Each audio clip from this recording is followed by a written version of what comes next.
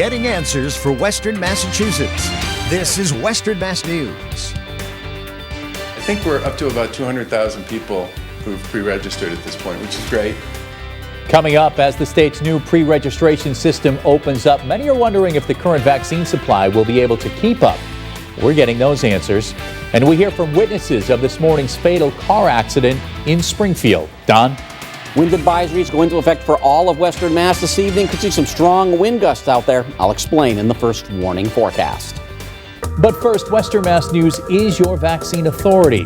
Good Friday evening, everyone. Thanks for joining us. I'm Chris Pisano. Today is the first day people are able to pre-register for a COVID-19 vaccine at one of the Mass sites using the state's new system. And while it's taking the headache out of signing up for an appointment, there's still no set date for when the overall supply will increase. Western Mass News reporter AUDREY RUSSO is live for us now in Springfield with more. AUDREY? There are still a lot of questions up in the air about when Massachusetts will get more vaccines. Local vaccine sites we checked in with say they're ready to administer them. But at least for now, people say this new pre-registration system is much easier to use than the state's previous online booking system. Well, I have, as you can tell, I have cancer. And I'm in a high-risk group, so I've been trying to get the vaccine since it became available. Immunocompromised and eligible for the vaccine, Dana DeCoco has been trying, without luck, to actually get the shot that will protect her against COVID-19. I've been trying to do this for about 3 weeks now, and every time I get on to do it, there's no appointments available. Following the bumpy rollout of the previous online registration system in February, the state's newest pre-registration program doesn't force people to wait for hours in a virtual waiting room. It was simple. I got in, they ask you your name, your address, your phone number, how you want to be contacted. It took not even a minute. The new system places eligible people in a queue and will alert them by either phone call, email, or text when a nearby appointment is available. I wanted them to text me. From there, people have 24 hours to accept the appointment. State officials say the earliest people will start getting notified about available slots is March 16th. I think we're up to about 200,000 people who've pre-registered at this point, which is great. Governor Charlie Baker says a person who is not eligible but pre-registers early anyways will not be able to skip the line when their eligibility group opens up. You're not going to get ahead of that because that wouldn't be fair to all the people who showed up on the first day of eligibility. Governor Baker says the state is expecting to get a larger supply of vaccines later this month or in early April. One local official is expressing frustration over how the current supply is allotted. The mayor of Northampton tweeting a map from public health officials showing Hampshire County has received the lowest number of vaccines per capita of any county in the Commonwealth. That's where Dana lives. I would come to Springfield if I had to. She tells Western Mass News she hopes to be notified of her upcoming appointment soon, strengthening herself against COVID while she battles cancer. It's been a tough year. I've had to really isolate myself because my immune system is very low. Now, earlier today, officials in the city of Springfield announced that they would be opening Springfield resident-only clinics to get the COVID-19 vaccine. For more information on one of those sites and their upcoming dates in March and the beginning of April, you can head to our website, westernmassnews.com. Live in Springfield, AUDREY RUSSO for Western Mass News. AUDREY, thank you for that live report. The Department of Public Health releasing today's COVID-19 data. The state's positivity rate over the last 7 days sits at 1.77%, and there have been 29 new deaths due to the coronavirus. So far, more than 1.6 million residents here in Massachusetts have received one dose of the COVID-19 vaccine. There are approximately 6.8 million who live in the Bay State. For a full look at the numbers, you can check our free Western Mass News streaming app. And Western Mass News is your vaccine authority, getting you answers surrounding the COVID-19 vaccine and its rollout.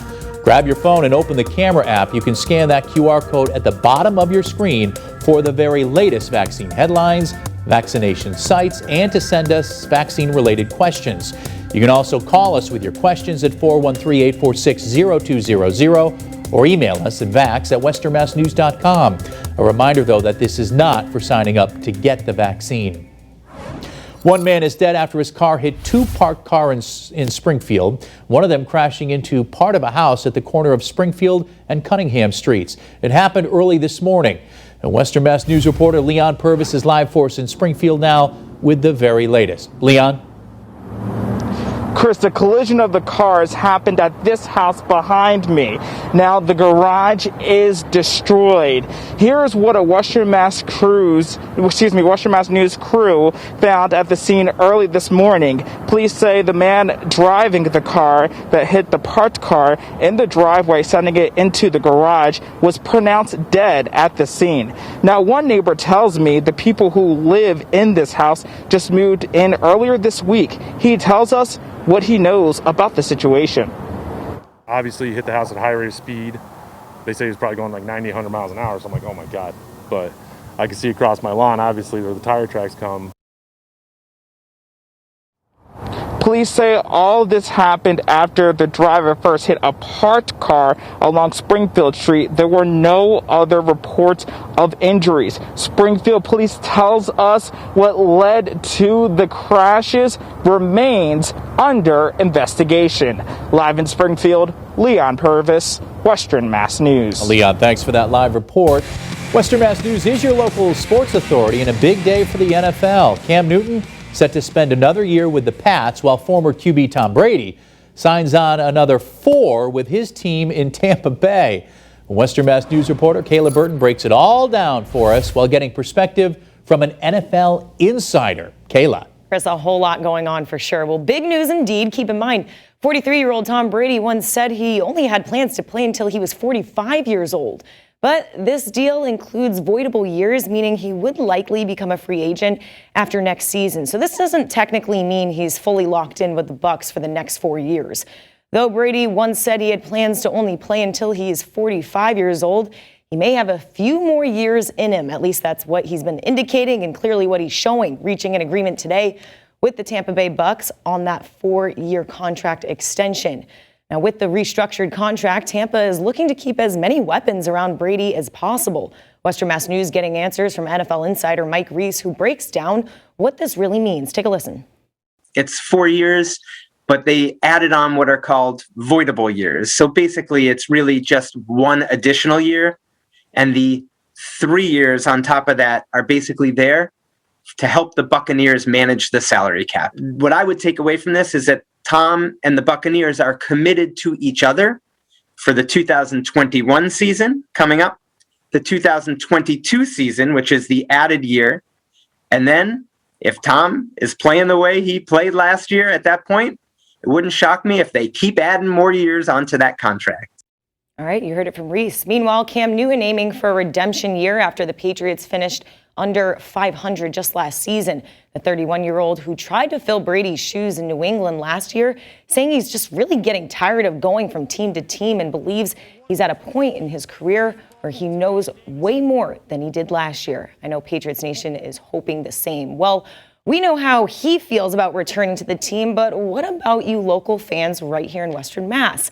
Coming up later tonight on Western Mass News, we're getting answer from fans here in the area and their thoughts on Newton's return. You want to check that out for sure. Live in studio, Kayla Burton, Western Mass News.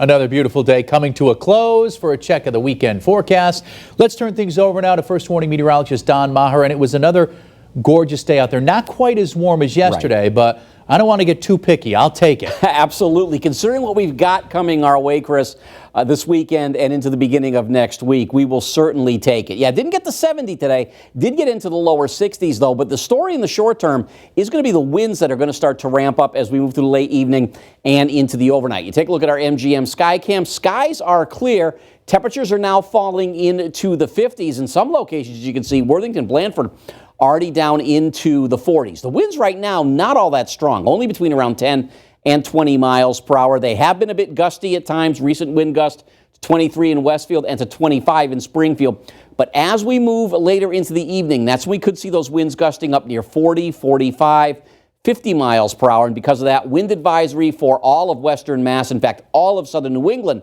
is under a wind advisory until tomorrow morning. So take a look at the satellite and radar. we are quiet out there. We do have lots of clear skies at this hour. If you're heading out for the evening, keep in mind those winds will be picking up as temperatures drop through the 50s and into the 40s. And as far as the overnight, it is going to be a colder night. In fact, temperatures down into the 20s. When you factor in the wind, it's going to feel like it's in the single digits and teens as we wake up tomorrow morning. A blustery weekend and then perhaps even colder for the start of the work week.